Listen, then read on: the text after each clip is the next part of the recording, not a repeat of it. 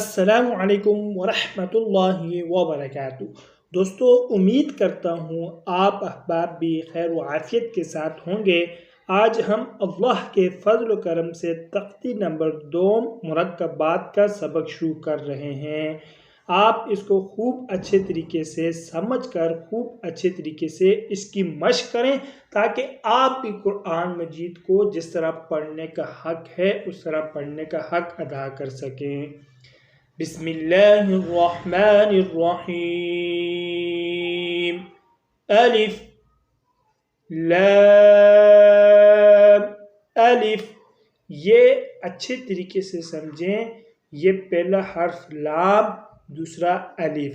لام الف لام الف، با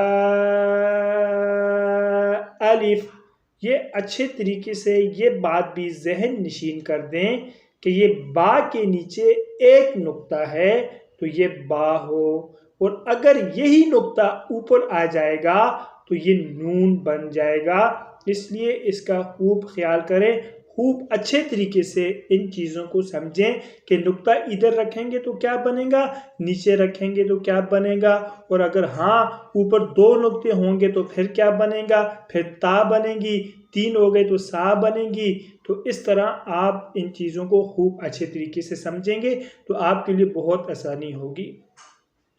لام الف لام لام الف لام حا لام الف با لام با،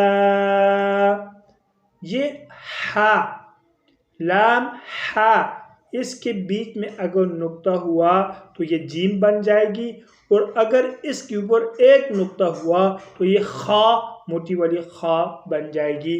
دوستو، اس کو خوب اچھے طریقے سے مشق کریں، اور مزید اچھی ویڈیوز کے لیے چینل کو بھی لازمی سبسکرائب فرمائیں۔ جزاکم اللہ احسن الجزاء۔ طالب دعا قاری محمد آصف۔